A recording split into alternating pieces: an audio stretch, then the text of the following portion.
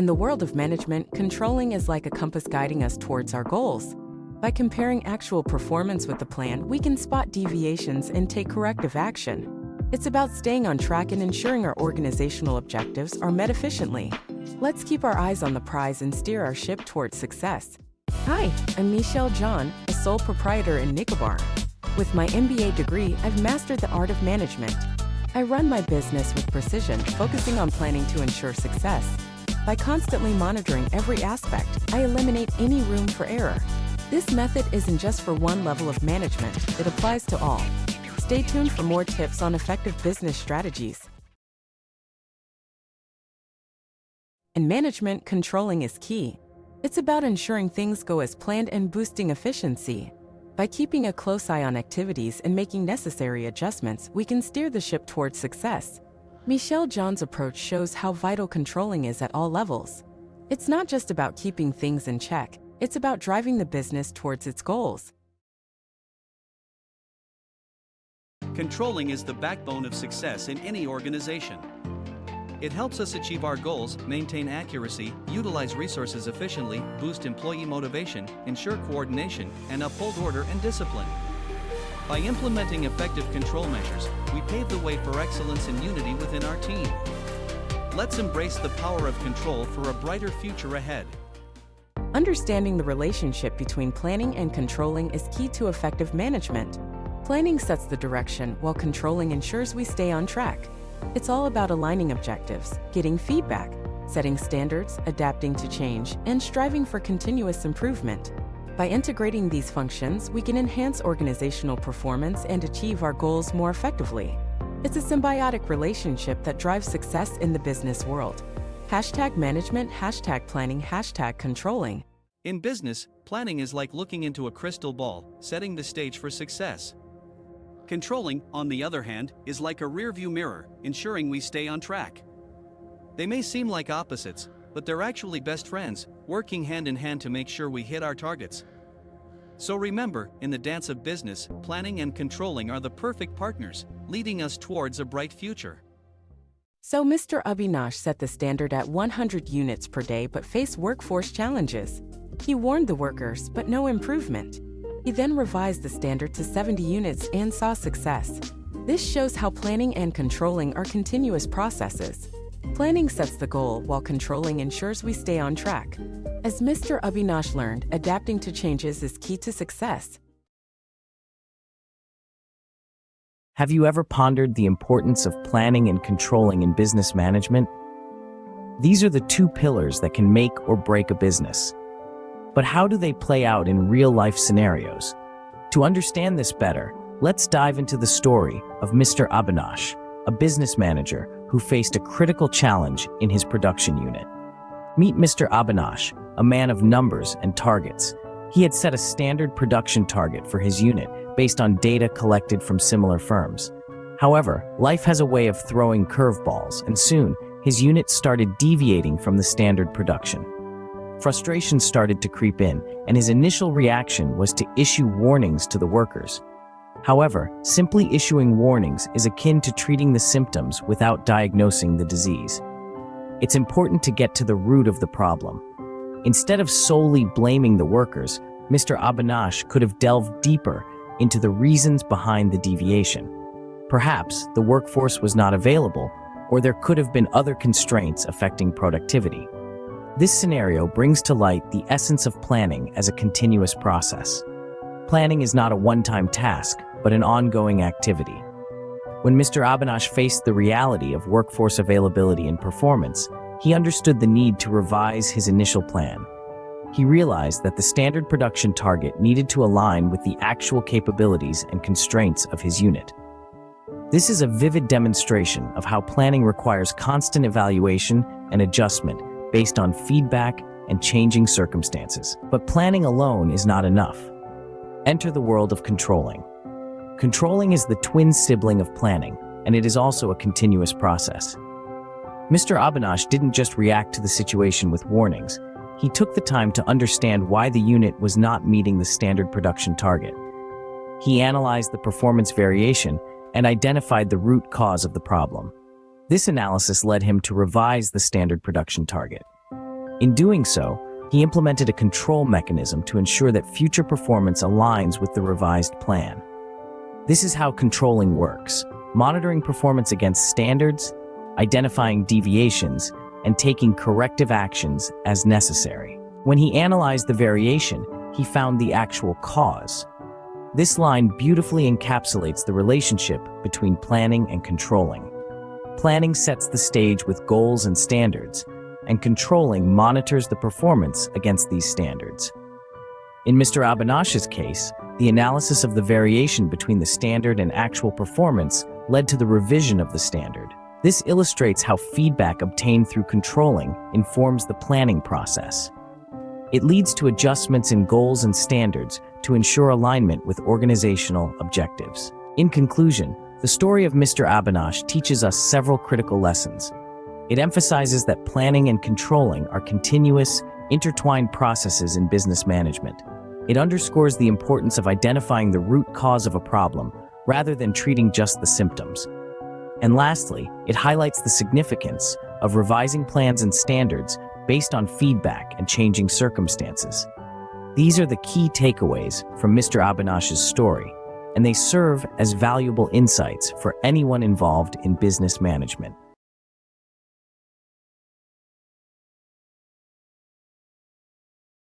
Ever wondered how organizations ensure their performance is up to the mark? The secret lies in the controlling process, an essential managerial function that provides a roadmap to organizational success. So, what does the controlling process entail? It all begins with establishing performance standards. Clear goals are the foundation upon which these standards are built. They need to be measurable and quantifiable, providing an accurate yardstick against which performance can be measured. Benchmarks, whether from industry standards or past performance, offer valuable comparative data. Once standards are in place, the next step is measuring performance. This involves collecting relevant data and analyzing it in light of the set standards. Key performance indicators, or KPIs, are often used to evaluate performance, providing a clear picture of where an organization stands. The third step is comparing the measured performance against the set standards. This is where deviations are identified and investigated. Variance analysis can help pinpoint where the planned and actual performance differ, shedding light on areas that may need improvement. Corrective action forms the fourth step of the controlling process. This involves exploring alternative courses of action and selecting the best one to address any deviations. Once chosen, this corrective action is implemented, and its effectiveness is monitored, with further adjustments made as necessary. The final step is feedback and continuous improvement. Establishing efficient feedback mechanisms allows for the evaluation of control measures, learning from experience and refining control mechanisms based on feedback and changing circumstances helps ensure the controlling process remains effective. Various methods of controlling can be employed, including budgetary, financial, quality, process, and behavioral controls. However, the controlling process can also present challenges such as resistance to control, inadequate information, unforeseen circumstances, and cultural or organizational barriers. Contemporary approaches to controlling, such as real-time monitoring and analytics, total quality management, balanced scorecards, management information systems, and agile and adaptive control systems can help overcome these challenges. In conclusion, controlling is a dynamic and integral function of management. By establishing clear standards, measuring performance, taking corrective action, and fostering continuous improvement, organizations can effectively navigate the complexities of the modern business landscape. Embracing contemporary approaches and principles can further enhance the effectiveness of the controlling process, enabling organizations to adapt and thrive in an ever-changing environment. Now, isn't that a process worth mastering?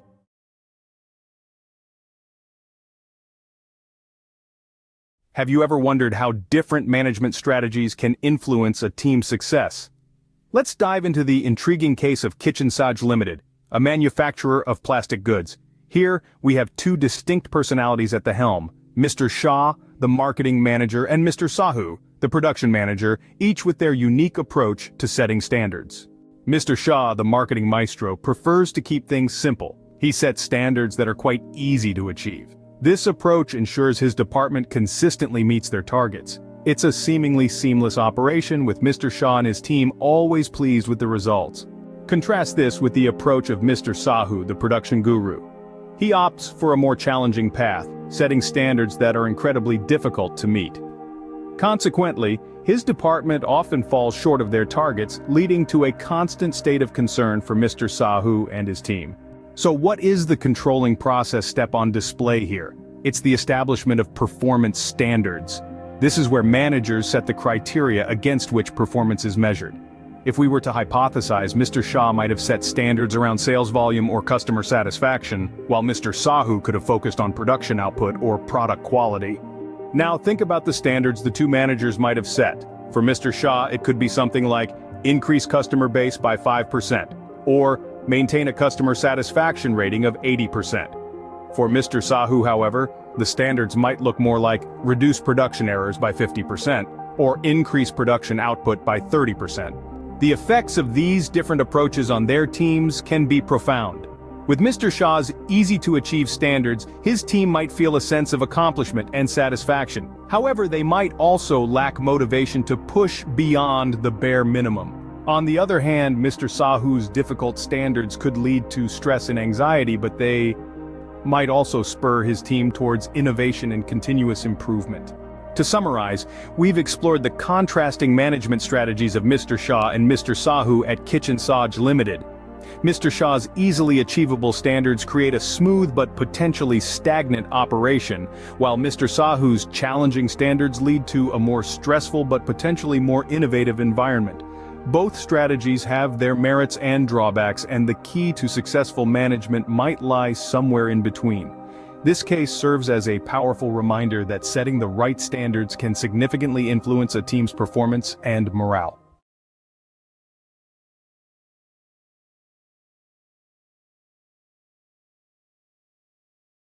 Why do standards matter in a workplace? How do they shape the performance and morale of employees? To answer these questions, let's delve into the story of Mr. Shah and Mr. Sahu, two managers who set contrasting standards in their respective departments. Mr. Shah, the marketing manager, took a rather comfortable approach when setting standards. He set sales targets slightly below market trends and customer satisfaction targets at a moderate level. These standards were easy to achieve, and his team consistently met them without much struggle, leading to a sense of satisfaction and motivation. In Mr. Shah's marketing department, the easily achievable standards led to increased morale and job satisfaction. His team felt motivated, they were meeting their targets, and they felt good about their work. This sense of achievement boosted their confidence and drove them to perform even better. On the flip side, Mr. Sahu, the production manager, adopted a more challenging approach. He set production output targets slightly above the current production levels and quality control targets at a basic level.